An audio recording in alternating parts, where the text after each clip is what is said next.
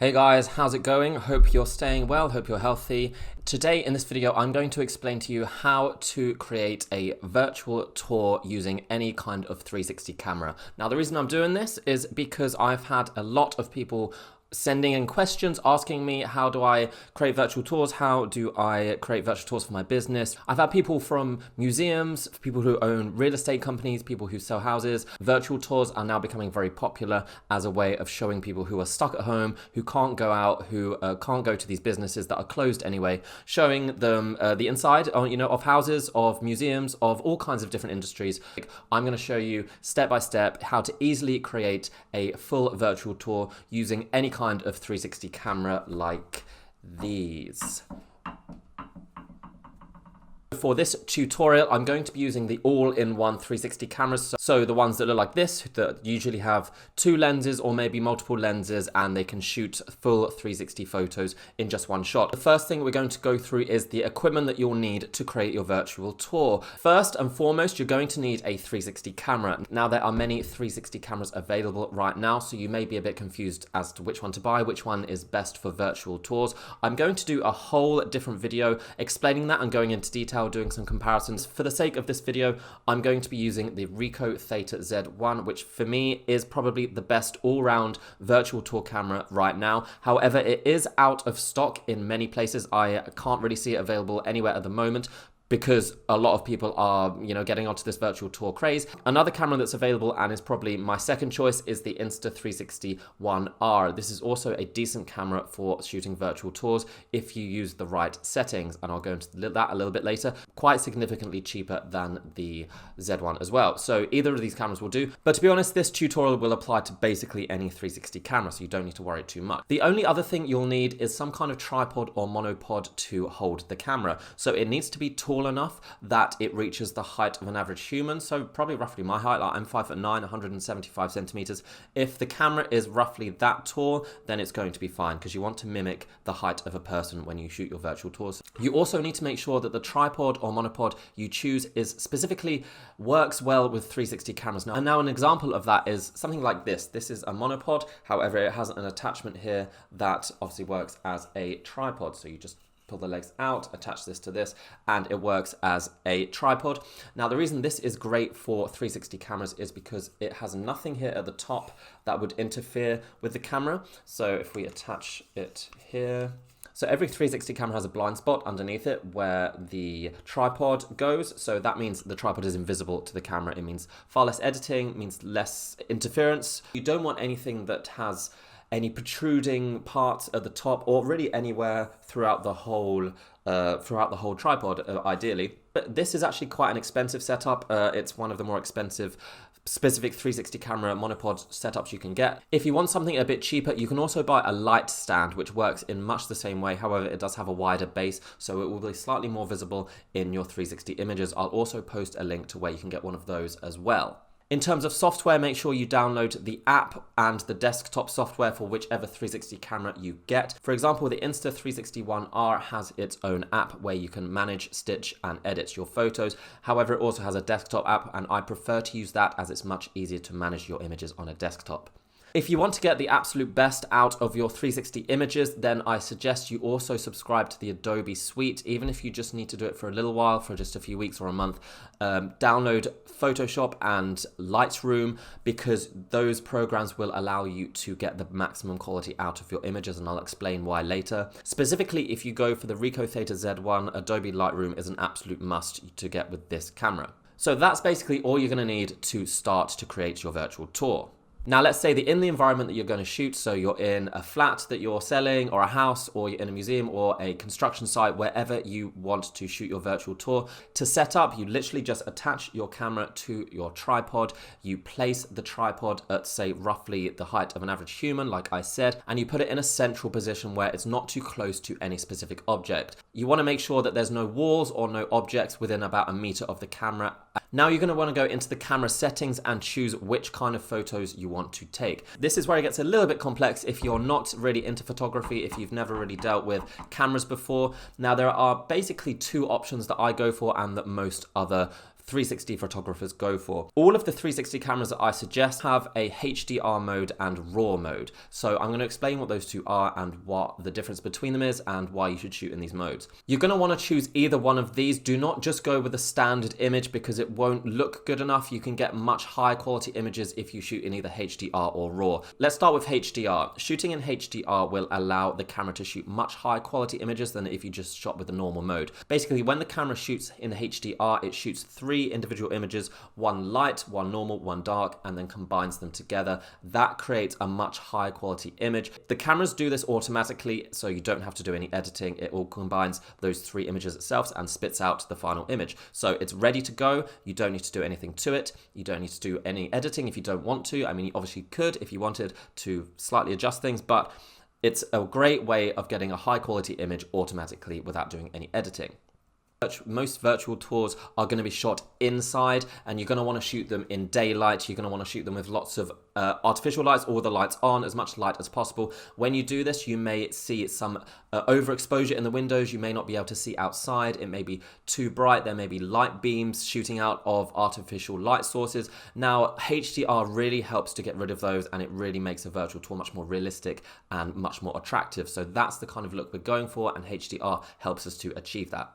The other shooting option is DNG RAW. Now, this allows the camera to shoot the maximum best quality image that it possibly can. However, it does require editing in a program like Premiere Pro or Photoshop. So it is harder to achieve the final effect. However, the image quality that you can get is the highest possible. When you're shooting RAW, you'll shoot your image, and then when you take it and put it into the program, it won't look anything special, it won't look better, but what RAW allows you to do is to edit your photo without any loss of quality, so you can bring out so much more detail, you can bring out so many more colors, vibrance, you can get that effect where you can see outside of a window, get rid of all of the overexposure, underexposure, increase dynamic range. Basically, it just is the best way to get the best quality image out of these cameras. It's definitely worth learning how to edit raw images in Photoshop or Lightroom with your 360 camera. It's not difficult, guys. I'm not going to go into it now, but it is literally a case of just putting it in the program, selecting some different options, and then you're done.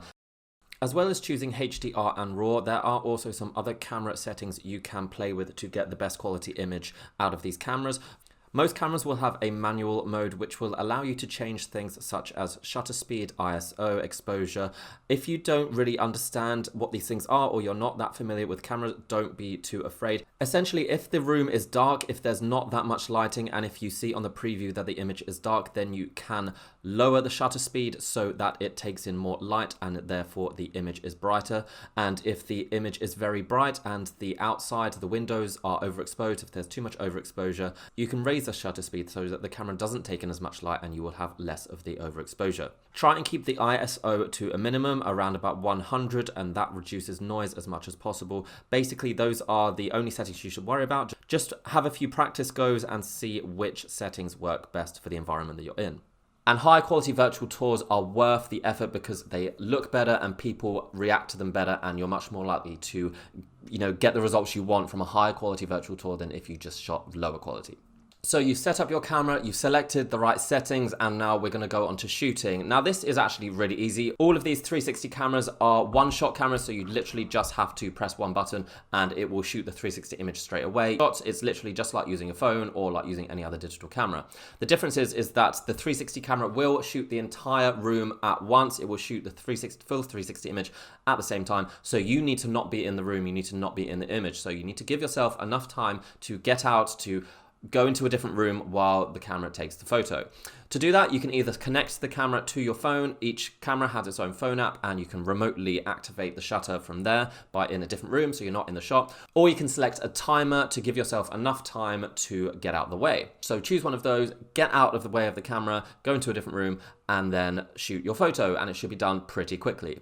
Or if you're in a large room or a large space, you're probably going to want to shoot more than one image. My rule is to move the tripod and the camera every 1.5 meters or so. But if the room is quite small, say it's a very small bedroom or a small bathroom, you may only need 1 or 2 images. But for a very large room, say a large living room, a living area, you may need 4 or 5. When you're shooting your virtual tour, make sure it's daylight, make sure that the light is fairly even. Usually you want to have all of the curtains open, you want to have all of the lights on, you want to have the room looking as best as it can. Let's move on to the editing process because this is probably pretty much the hardest part of the whole thing, but still it's not too difficult. The only thing you need to consider is that 360 cameras and 360 photos require one extra editing point or editing process than normal images, and that's the stitching process. What you need to do is get your camera, plug it into your PC, open up the desktop software that came with your camera. It's always free, so you don't need to buy it. You'll be able to look in the 360 image and see what it looks like, and if you're happy with it, then you can export, and then when you export to a folder in your desktop, it will then stitch them together in the final 360 format, which you can then upload to wherever we need to upload it to. We'll go into that in a minute. The editing process is actually slightly different depending on which camera you use. For example, if you did go for the Ricoh Theta Z1 and you shot in HDR mode, then you don't need to do any stitching. The stitching is done automatically in the camera. You can literally just go into the camera, take the images out, and they're ready to go straight away. However, for the Insta360 1R, if you wish to shoot in HDR mode for that, you do need to drag those images in to the Insta360 1R desktop app and then do the exporting process that I just described. However, if you wanted to do some editing or you shot in that RAW mode, then there's a few extra steps we need to do. The process of editing RAW 360 photos is again different depending on which camera you get.